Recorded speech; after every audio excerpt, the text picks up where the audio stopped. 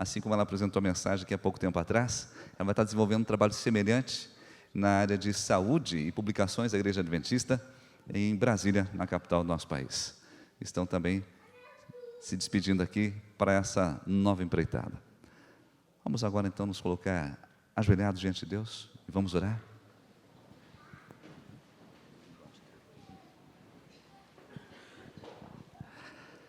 Querido e bom Pai, na sua presença estamos prostrados, gratos pelo seu amor infinito.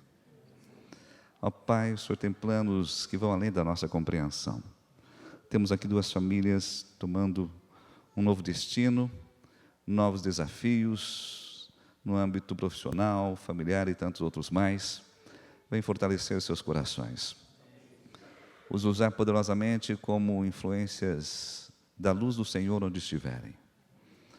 Ó Pai, por mais distante que possamos estar, daqui para frente estaremos debaixo do mesmo céu, em cima da mesma terra e sustentando a mesma fé. Portanto, os usa e os abençoa poderosamente. Somos gratos pela bênção da vida dessa família para esta igreja no período que estiveram conosco. E agora, Pai, que outras pessoas também, onde eles estiverem indo, possam ter a mesma gratidão pela bênção que serão, onde estarão se estabelecendo. Também, ó Pai, abençoa cada família desta igreja nesta manhã. Visita-nos com o Santo Espírito, envolve-nos com seu amor e concede-nos a sua paz, em nome de Jesus. Amém.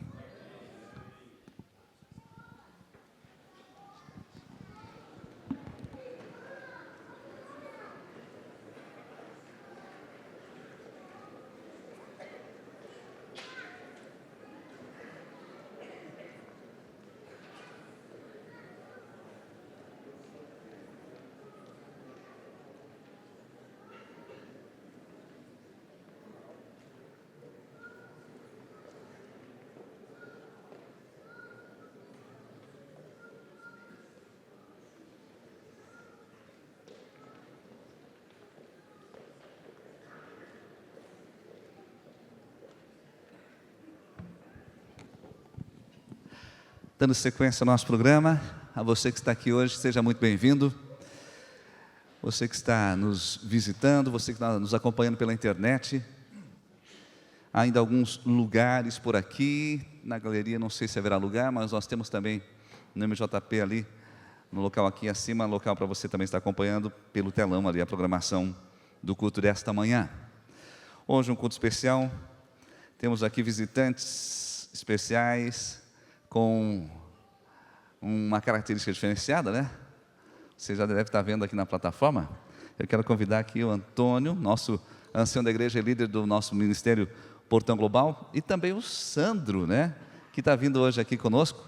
Pediu para o Antônio aqui apresentar esse pessoal que está chegando aí. Som. Bom dia, igreja. Eu estou hoje no estilo de Paulo, fazendo-se de gentil, não ferindo o princípio cristão, mas levando o evangelho para os gentios. Lição de escola sabatina de terça-feira. Se você estudou, vai a fundo o que está falando disso. Paulo e Pedro. Houve até ali umas divergências, mas eles entraram em acordo, o entreveiro. Nesta manhã, muito obrigado, hein, pastor, por essa oportunidade. Nós vamos estar falando um pouco, nesta manhã aqui no culto, a respeito desse formato de levar o evangelho ao gentio. Às vezes nós criamos um preconceito e esse preconceito tem que ser derrubado.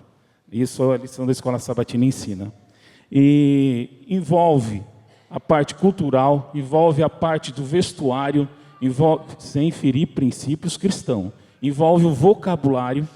Então, eu conheci através do Sandro, que foi uma pessoa que morou 11 anos nos Estados Unidos, ajuntou seus recursos e investiu em terras e sonhou em levar o evangelho para pessoas da zona rural, para sítios fazendeiros e para os cowboys, peão, rodeio, todo nesse formato. E ele alcançou, nesse sonho, em pouco tempo, sucesso com isso.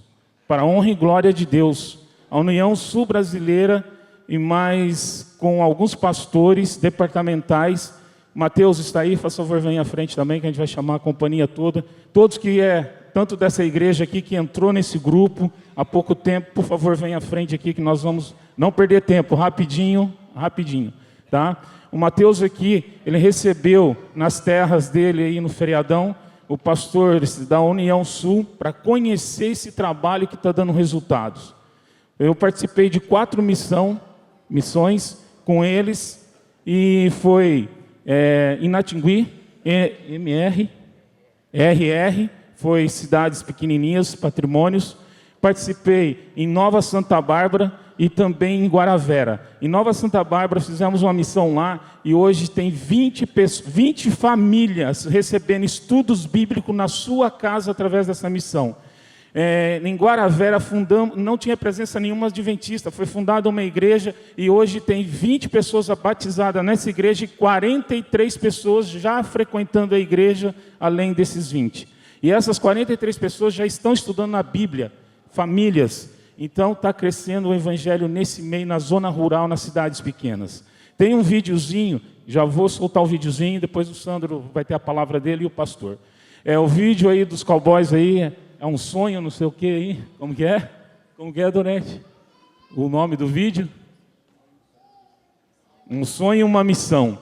Tá? Então tá lá já no ponto, pode soltar. Vocês vão ver aí por onde que já passaram esse trabalho nosso.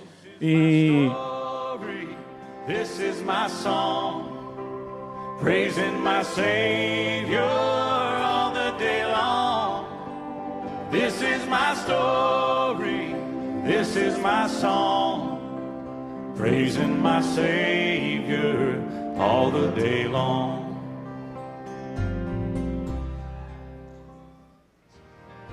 When we all get to heaven, what a day of rejoicing that will be.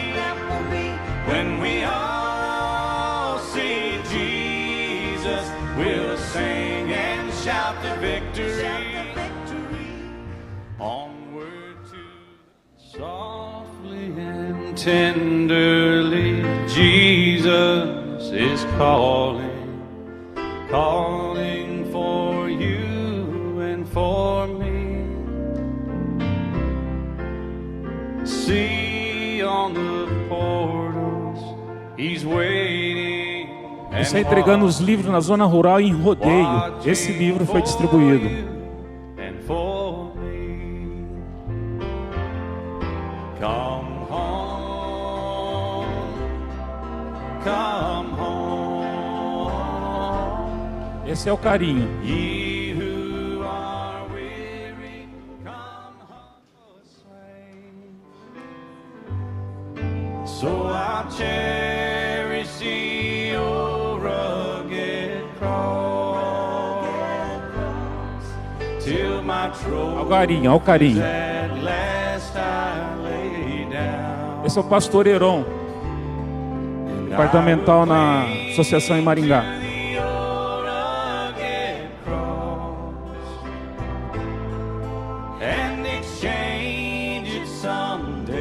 Isso é a entrada em Nova Santa Bárbara. 175 cavaleiros, não adventista a maioria.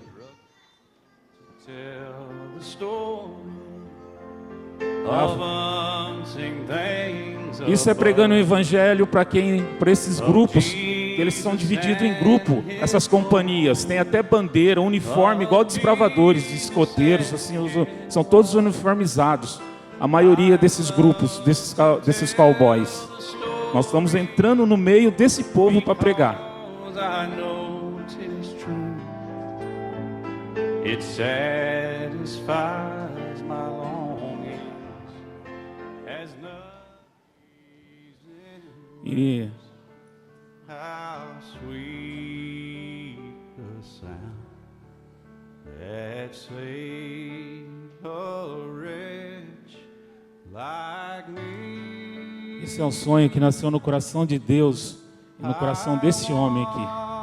Ele veio dos Estados Unidos, ele poderia pegar todos os seus recursos que foi juntado lá e ter investido na cidade, em apartamentos para alocar, em casas. Não, ele investiu na terra, em animais. São 25 cavalos, parece que já estão com mais. E ele cuida disso, e quando a gente vai para lá, ele não cobra 1 centavo.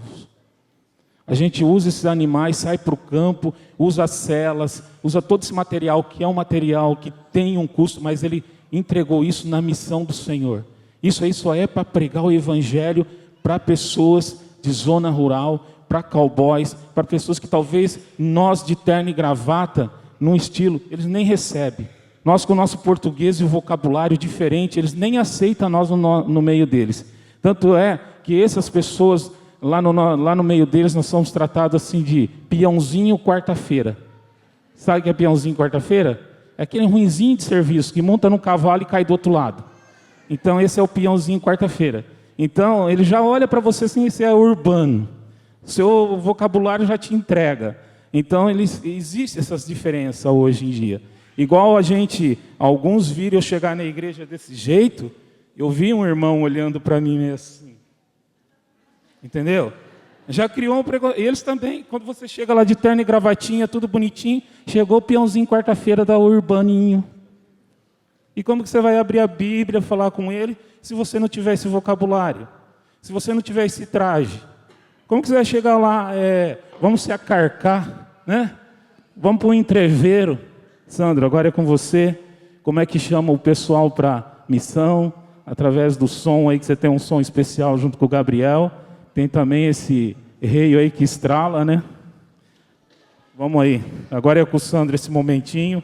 Pastor, obrigado. Ele tem a forma característica quando eles vão sair, né? Para sair em cavalgada, para entregar os livros. Fique à vontade, Sandro.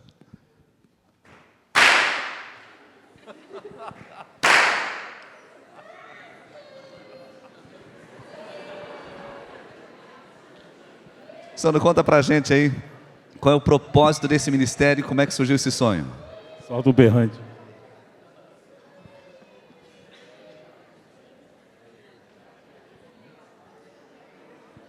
Quando ele sai em cavalgada, olha só.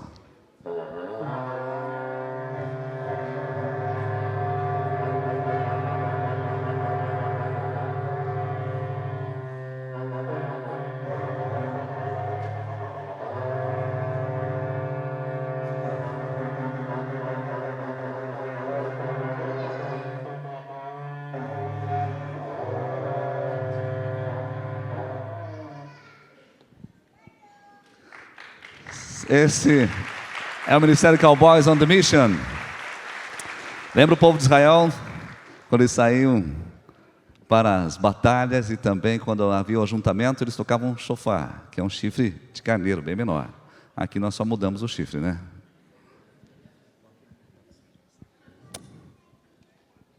E o Portão Global está junto, a Igreja do Portão.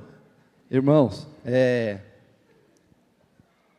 eu estava muito faceiro e forgado em té num país que todo mundo sonha estar, que é os Estados Unidos.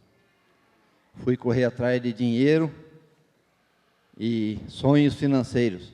Nunca passava pela minha cabeça ser um adventista. Mas foi lá que eu conheci a mensagem e foi lá que eu me converti.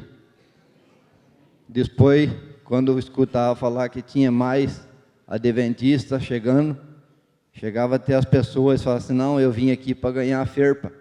Não vim aqui. Quando eu voltar para o Brasil, eu vou ser adventista. Irmãos, lá você tem que ter fé, porque você está correndo atrás do dinheiro num país que ele não quer saber se você vai guardar sábado, ele quer você para trabalhar. Tem que ter muita fé.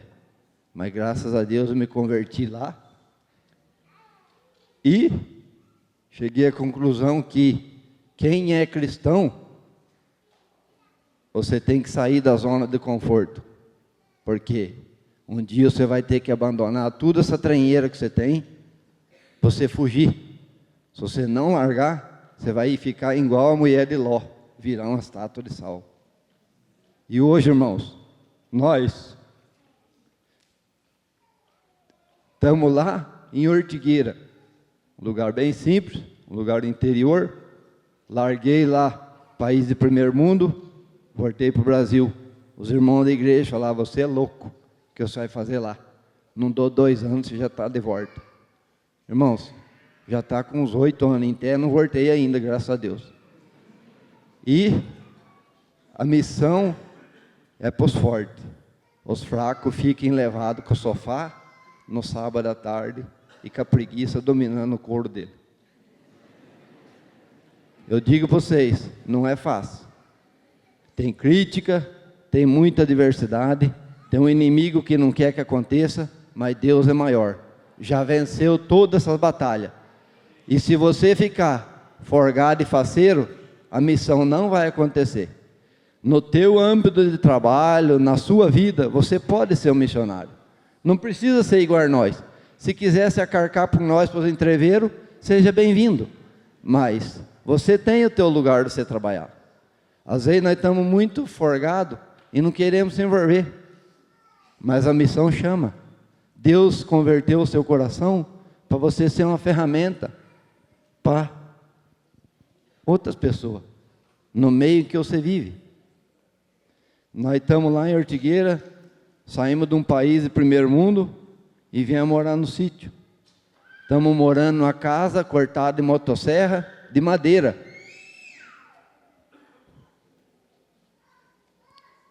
Mas feliz e contente.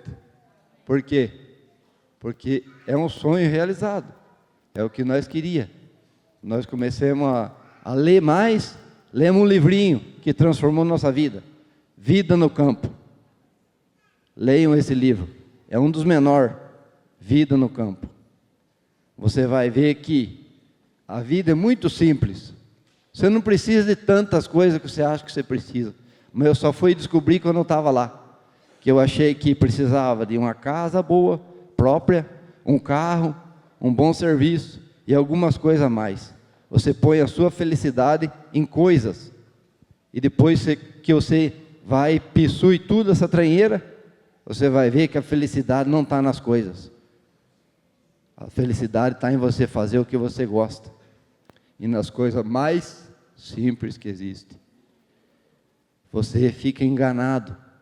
Você às vezes não vive para você. Você vive para o outro. Porque o outro até pissuiu aquilo, você também vai também para mostrar que você também pode. E o diabo fica pondo no nosso coração que nós precisamos de muito conforto. Irmãos, nas igrejas que nós congrega, eles construíram agora a igreja. Então não terminou. Não tem janela, não tem porta, não tem piso. Mas eles estão muito alegres. E às vezes, se vocês quiserem também contribuir financeiramente, a igreja não pode ser construída, porque é num terreno de assentamento. Assentamento é sem terra. A direção da igreja não dá dinheiro para construir igreja num terreno que não seja próprio, porque depois a pessoa retém a igreja e eles perdem. Então, é um terreno de assentamento, não tem documento. Eles não podem investir, a associação não dá dinheiro. A igreja tem que ser feita através de serviço deles mesmos. Então, se os irmãos tiverem compaixão no coração, quiser ajudar a obra, lá, a igreja fica a 60 quilômetros, estrada de chão. E poucos vai lá. Por quê? Porque é difícil. Não é fácil. É longe. Lá é uma igreja pobre. Quem vai querer fazer o quê numa igreja que não tem glamour? Aqui é muito fácil. Eu quero estar aqui se aparecendo aqui na frente, porque tem um monte de irmão aqui para fazer o meu ego ficar desse tamanho até. Mas e lá? Que ego que você vai ter lá? Numa igreja de chão, sem porta, sem janela. Então, irmãos, essa é a obra. Às vezes, vocês não podem estar lá com nós, mas o seu recurso financeiro pode ir até lá. E é essa a missão. E quem quiser conhecer, se entreverá com nós vamos ter dia 10 de dezembro, uma feira de saúde, juntamente com vocês, que abraçaram essa causa, representado pelo irmão Antônio Carlos e o Jefferson, que podem, vocês estejam convidados, dia 10 de dezembro, 9, sábado, que vai ter a programação musical. 9 e 10 de dezembro nós vamos estar aqui, o pastor vai estar comentando mais a respeito da missão Ortigueira, com apoio da associação. e obreiro bíblicos que vão ficar lá para dar continuidade, para fortalecer a igreja de Ortigueira. Ele roda 60 quilômetros todo sábado para fazer esse trabalho nesse assentamento que está fundando uma igreja lá também. Nós vamos estar dando um apoio ali também, tá? E a igreja que ele frequenta é a igreja de Ortigueira. É uma igreja pequena, que o pastor vai comentar um pouquinho também aí na sequência. Eu quero agradecer aqui o Sandro por ter explanado essa questão. O que ele comentou agora é a próxima missão que nós estaremos divulgando aqui para a igreja. Assim como tivemos agora há pouco tempo atrás a missão Castro, nós estamos agora acertando os detalhes, os ponteiros. O Antônio já esteve com a prefeitura lá, para a missão Ortigueira, dia 9 e 10 aí de dezembro. E para isso, como disse aqui o Sandro, as suas ofertas para o Portão Global serão direcionadas também para auxiliar a igreja lá em Ortigueira. E a missão estará ajudando a reerguer a igreja e refazer ali a pregação do Evangelho, ou seja, restabelecer a igreja naquele lugar onde tem ficado por muito tempo, talvez até esquecida, devido à distância e tantos outros percalços do caminho. A prefeitura abriu essa data porque é aniversário da cidade e eles querem dar a Feira da Saúde em presente para a população. Então, isso vai ser divulgado no calendário da prefeitura, então vai estar em todos órgãos públicos sendo divulgado essa Feira da Saúde. Então, é algo maior do que a gente já fez, porque a prefeitura realmente abraçou essa causa junto com a gente. Muito bem, muito obrigado, Sandrão, e toda a equipe aqui dos Cowboys on Mission, pela presença com a gente aqui. Sandrão, você pode voltar para o seu lugar ali com a gente, você continua conosco aqui, viu? Até o final do culto. Assim como o Antônio também. Esse é o ministério. Como eu estava conversando com o Jeff aqui, para nós aqui pode ser diferente, talvez, esse contexto, essa roupa, mas lá para eles é comum. Lá na cidade, é essa vestimenta deles, até dentro da própria igreja. Então, é o contexto da pregação do Evangelho dentro do seu contexto, é claro. Eu quero conversar com você rapidamente, ainda nessa manhã, sobre eu, você e a nossa família. Para isso, vamos à Bíblia. O livro de 1 Coríntios, capítulo 16, e o verso 19. Enquanto procuramos o texto, vou pedir a Deus que encontre o nosso coração. Vamos orar. Pai de amor, te agradecemos pela manifestação desse lindo ministério aqui à frente, e agora pedimos a manifestação do Santo Espírito na compreensão da sua palavra, em nome de Jesus, amém. Diz ali 1 Coríntios 16, verso 19, o seguinte: primeira carta de Paulo aos Coríntios, último capítulo, 16, verso 19. As igrejas da Ásia vos saúdam, no Senhor muito vos saúdam Áquila e Príscila, e bem assim a igreja que está na casa deles. A igreja na casa deles. Há outras duas menções na Bíblia de igrejas na casa. Sem a participação e o comprometimento da família, a própria noção de igreja teria ficado comprometida ou incompleta na história nossa como igreja. Pois nossa comunidade de fé é a união de várias famílias e os adoradores, ou seja, várias famílias de adoradores. Esse projeto começou com a família do Sandro, assim como com a família de Príscila e Áquila começou uma igreja, com a sua família uma igreja inicia. A igreja nasce na nossa família. Todos os valores que imprimem um caráter indelével na alma de uma pessoa são recebidos dentro da família. É ali que tudo acontece. A família também exerce uma função sacerdotal a partir do reino de Deus no mundo. É através da sua família que você está amparando as demais famílias que você conhece. A família é a nossa escola, a primeira escola, a escola do perdão, da tolerância, da verdade, do respeito e de tantas outras coisas. Nós estávamos outro dia na escola cristã de férias, né, Nil? Que foi uma bênção aqui, junto com a irmã Marli também, o Bira e tantos outros que ajudaram. E lá a gente comentou uma coisa com os pais, eu quero repetir aquilo. Eu fiz uma pergunta assim, e acho que você passou por isso também. Quantos aqui tiveram a matéria de inglês no ensino fundamental ou no ensino médio? Olha, muito bem. E agora levante a mão, quantos aprenderam a falar inglês por causa dessa matéria? Ninguém. Todo mundo enroscou no verbo to be, né? Eu lembro, decorei esse negócio, né? E a gente ficava ali, e tinha inglês, e a gente se encrencava com esse tal do inglês, e nada de ir para frente. O que eu quero ilustrar com isso?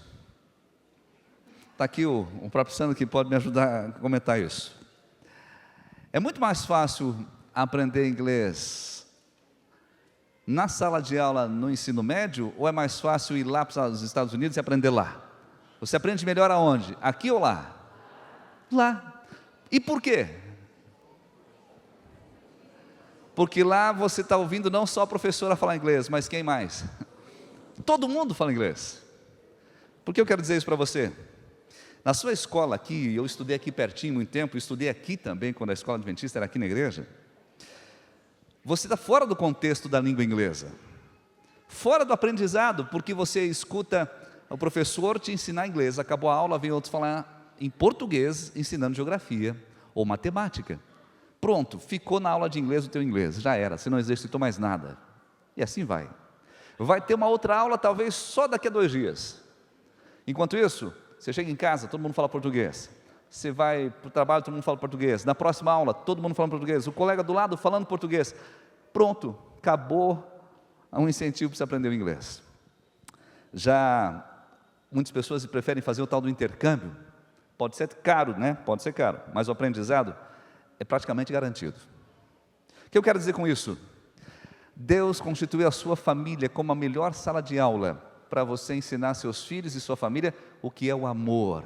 Só que tem uma questão: amor não se ensina, amor se vive. De nada adianta eu falar, não, eu quero ensinar meu filho a ser um bom cristão, se o contexto que ele vive não tem nada a ver com Cristo. Vai ser a mesma coisa que você aprendendo inglês lá no ensino fundamental e no ensino médio, e está hoje aqui sem falar nada. Por quê? Porque o contexto que você estava inserido falava português e não inglês. Não, eu quero ensinar meu filho o que é respeito. Falo de respeito para ele e desrespeito à mãe dele. Desrespeito o irmão dele ou a avó dele. Pronto. Ele vai aprender o que o contexto lhe ensina, não o que eu falei. Porque eu não estou vivendo o que eu falo. O que eu quero comentar sobre família hoje rapidamente é essa questão. Muitos querem educar seus filhos sem pagar o preço de viver o que se ensina. Intercâmbio é caro? É, mas o resultado é muito mais efetivo. Ensinar respeito, amor, carinho, educação na sua família. É possível? É, mas viver isso é caro. Exige de você um sacrifício, mas em compensação o ensino é garantido. Criando assim um contexto onde o ensino, a vida e o ar que se respira no lar são preciosas lições para a vida. É isso que Deus precisa de você, ou espera de você. Ellen White tem um texto interessante no livro Carta aos Jovens Namorados, página 14, ela diz ali: ao tornarem-se pais, é-lhes confiado um santo legado. Deles depende em grande medida o bem-estar dos filhos neste mundo e sua felicidade no mundo por vir. Determinam em grande extensão a imagem física e a moral que os pequeninos recebem. E da qualidade do lar depende a condição da sociedade.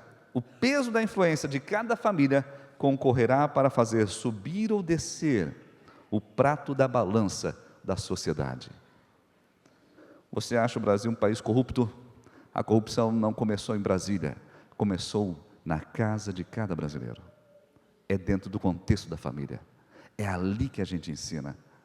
Só que o ensino não deve ser palavras, deve ser vida. Porque do contrário vai ser que nem o inglês, que você passou na sala de aula e está aqui hoje sem falar. O Brasil vai continuar sendo um país corrupto enquanto a gente não viver em nosso lar, encarnar o que é uma família cristã.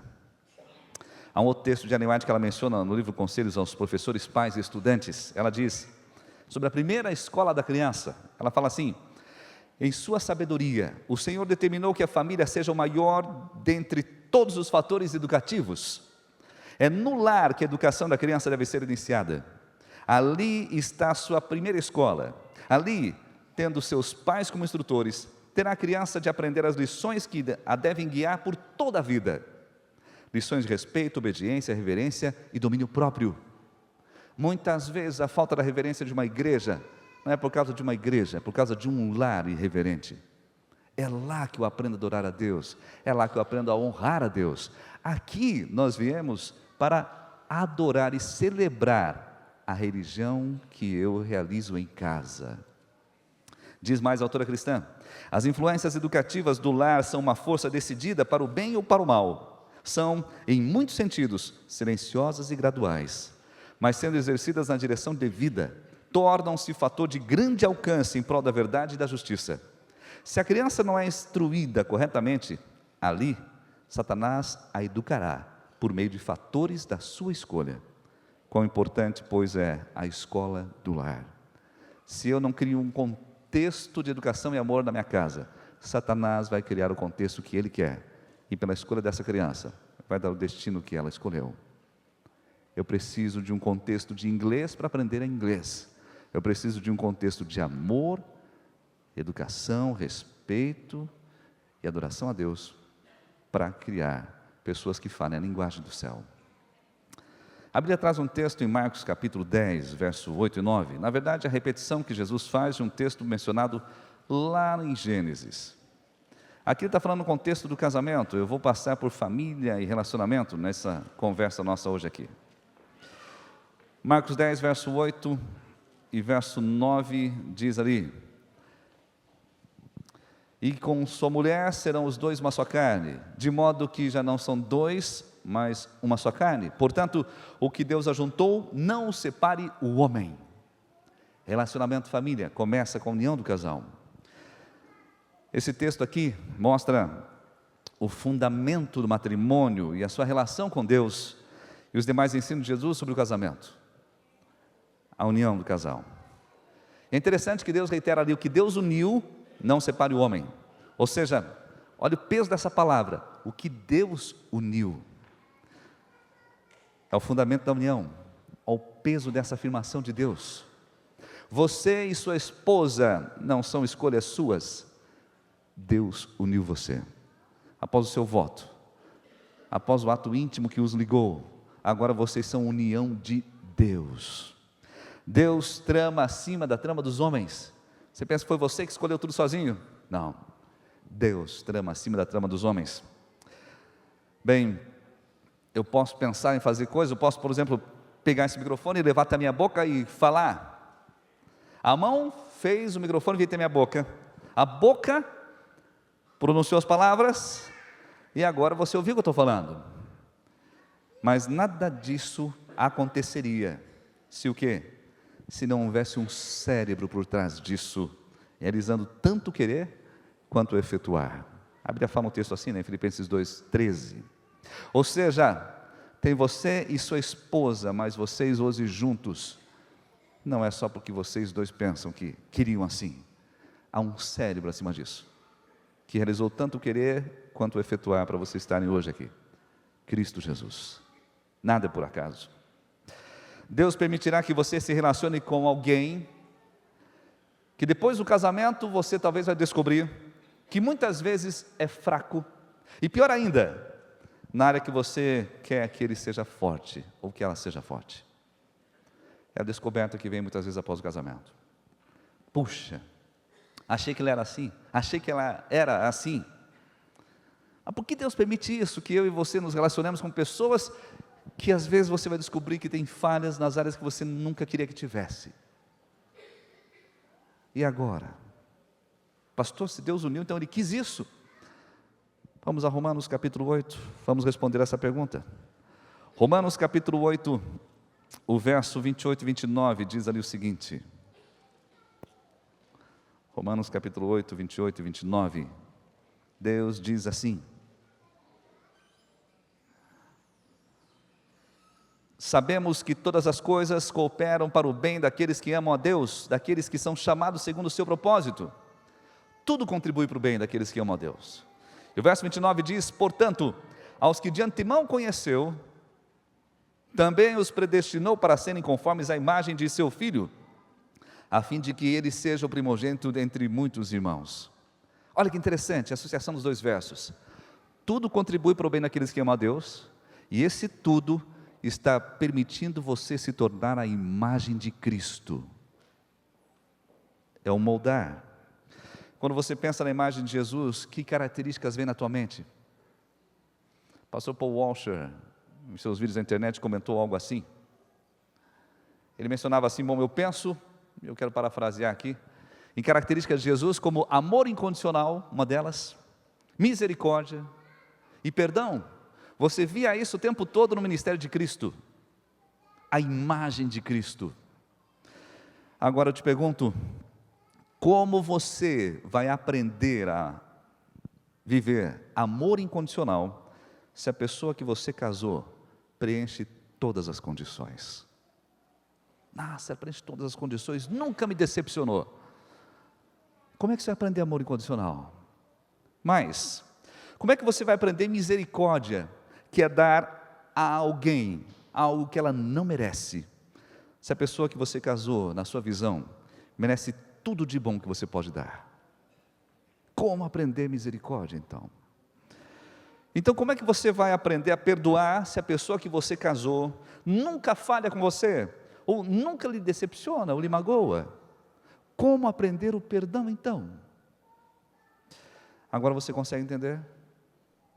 Porque você convive com pessoas falhas, porque sua esposa ou seu esposo tem as falhas que tem, porque Deus disse lá em Romanos 8, 28, 29, que tudo isso contribui para o seu bem, porque Ele quer realizar em você a imagem de Cristo. Cristo amou incondicionalmente, Cristo foi misericordioso e perdoou. Para isso, para amar incondicionalmente, as coisas têm que ser diferentes.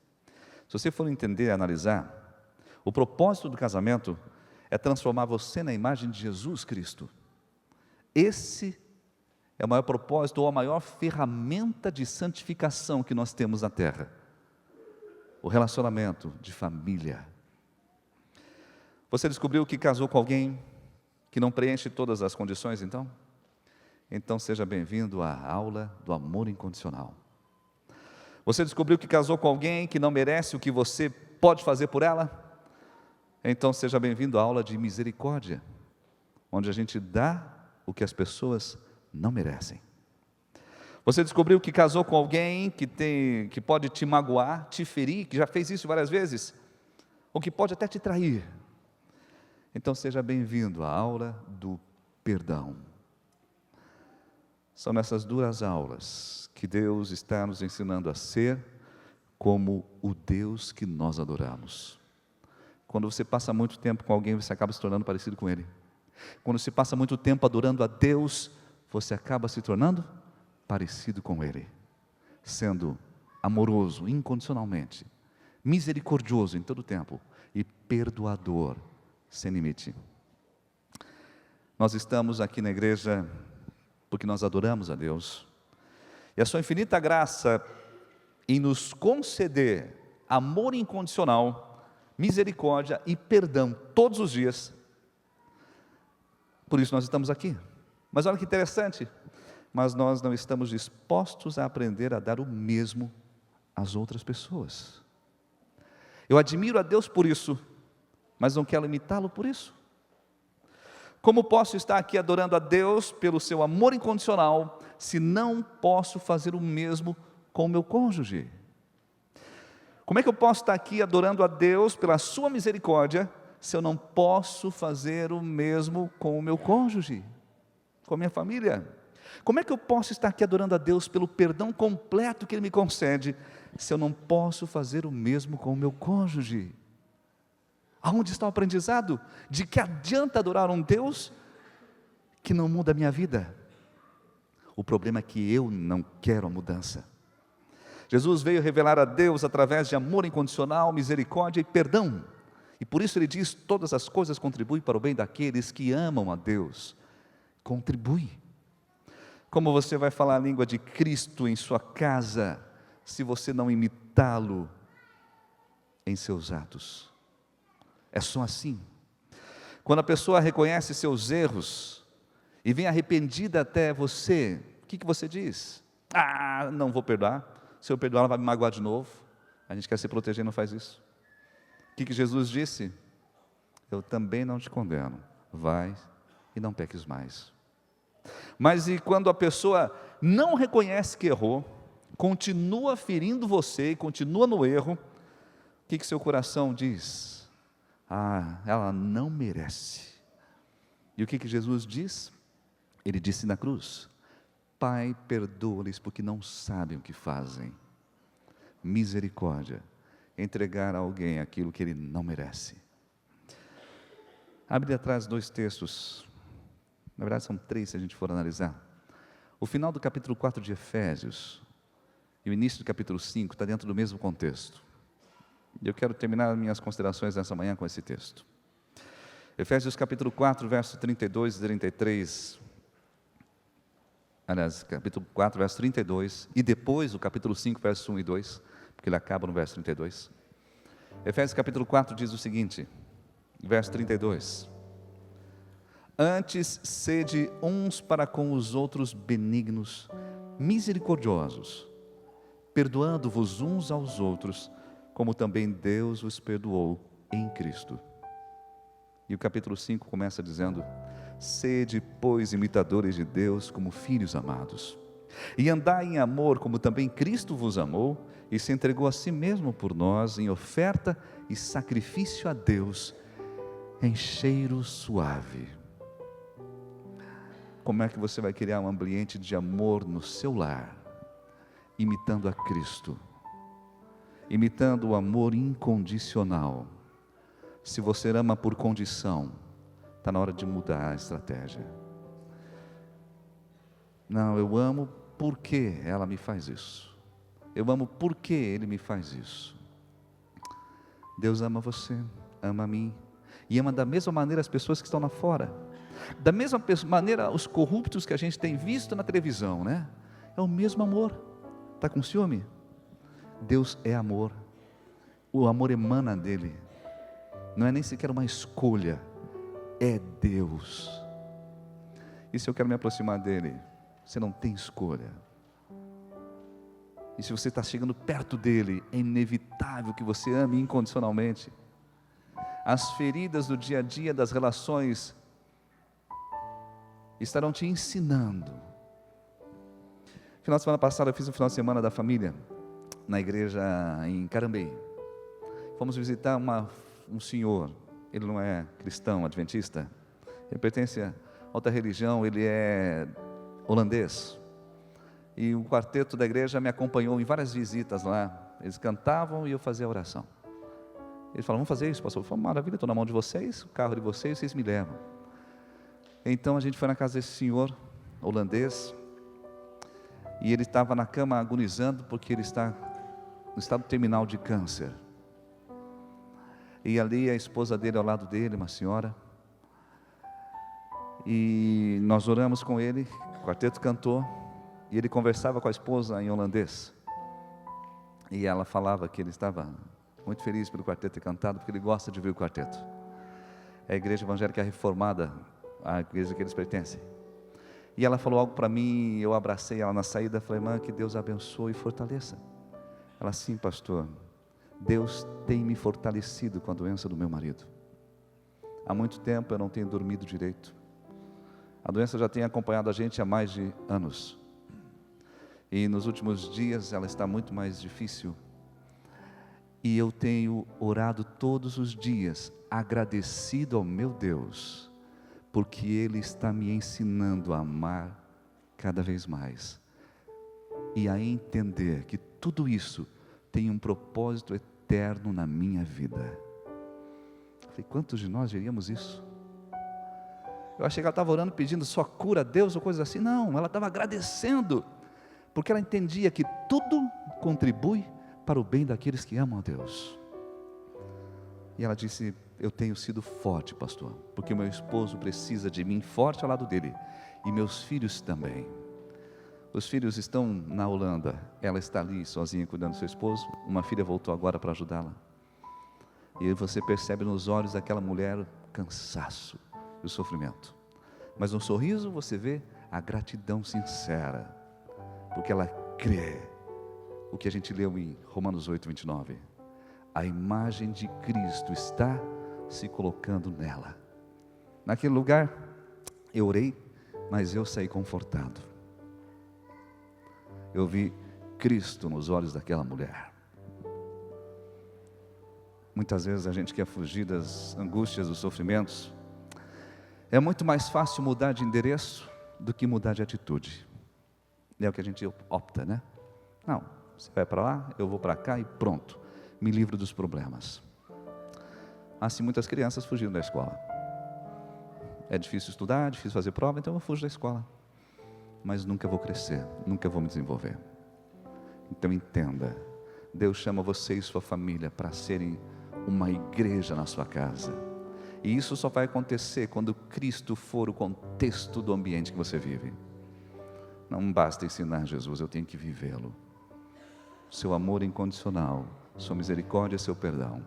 Que isso permeie a sua relação com sua esposa, com seu esposo, com seus filhos, com todos os familiares. Para que ali as pessoas entendam, aqui não é uma casa, não é só um lar. Aqui é um templo do Deus vivo. Esse é o meu desejo para a sua família. Nós vamos ouvir uma mensagem musical neste momento. Ouça essa canção, e se você quer que a sua casa seja um lugar onde imitadores de Cristo vivem, ao final da canção, coloque-se em pé para orarmos ao nosso Deus.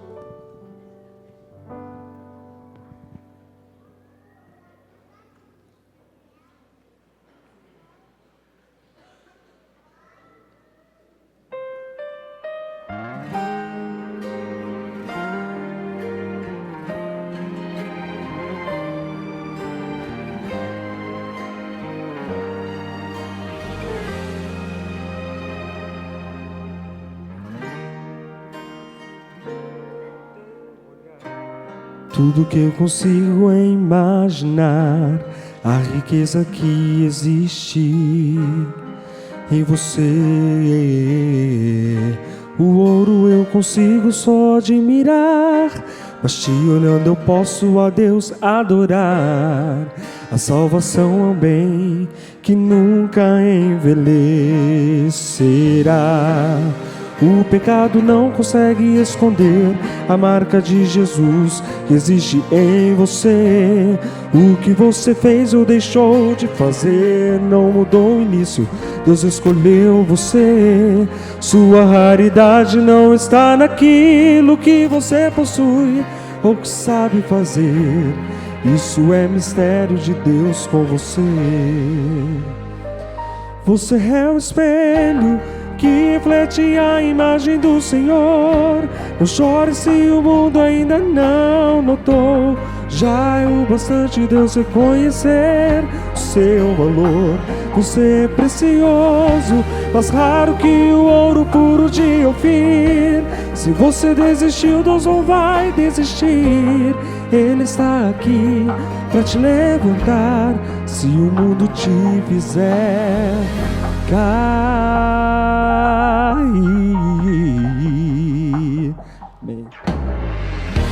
O ouro eu consigo só admirar, mas te olhando eu posso a Deus adorar. A salvação é o bem que nunca envelhecerá. O pecado não consegue esconder a marca de Jesus que existe em você. O que você fez ou deixou de fazer não mudou o início. Deus escolheu você. Sua raridade não está naquilo que você possui ou que sabe fazer. Isso é mistério de Deus com você. Você é um espelho que reflete a imagem do Senhor. Não chore se o mundo ainda não notou. Já é o bastante Deus reconhecer o seu valor. Você é precioso, mais raro que o ouro puro de Ofir. Se você desistiu, Deus não vai desistir. Ele está aqui para te levantar se o mundo te fizer.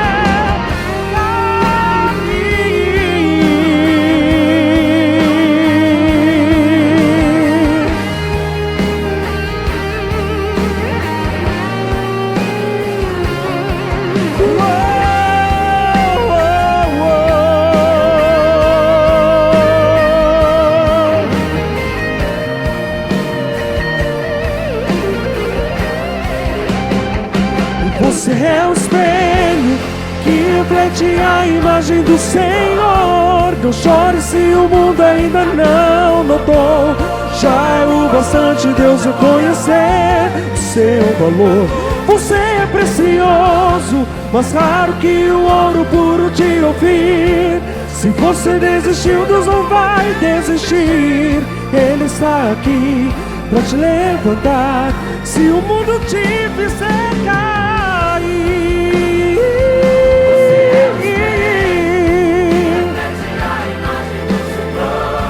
não chore se o mundo ainda não notou. Já é o bastante Deus reconhecer o seu valor.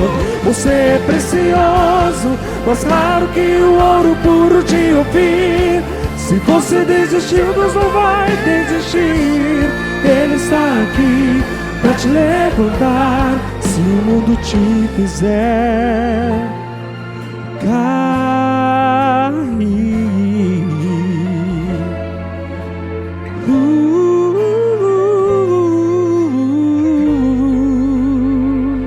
você é raridade. Amém. Vamos falar com Deus. Feche os seus olhos. Querido Deus, a sua família ampliada está aqui. Parte dela nos assiste pela internet. Nós somos famílias de adoradores que estão reunidos ante a sua presença. Mas a nossa unidade básica de uma igreja é a família. E por isso, Pai, pedimos a sua bênção sobre cada célula que compõe esse corpo, cada família que aqui está.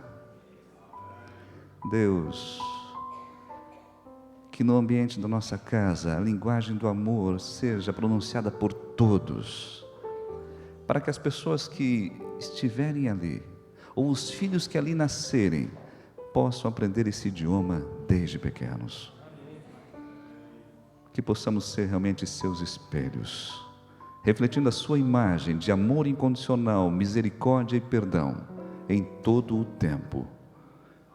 Sejam bons tempos ou tempos de dificuldade, mas que tenhamos em nosso coração a certeza de que tudo contribui para o bem daqueles que te amam.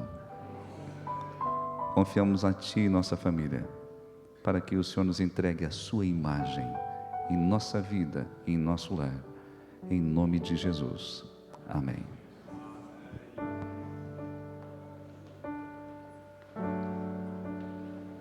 Podemos sentar, irmãos? Queria pedir um favor especial. A gente pediu, podíamos sentar, e apenas 30 e poucas pessoas já estão saindo. Nós temos um problema sério de irreverência nessa igreja. Eu queria pedir um favor especial ao ancião Simão, se ele podia ficar lá fora, na saída da igreja, despedindo aos irmãos que estão indo embora. E a gente não está aqui para questionar quem vai embora por quê. Ele quer ir embora. Mas alguns de vocês chegaram hoje nessa igreja pela primeira vez. E aí você vai perguntar, para onde eu vou? Esses caras vão me orientar?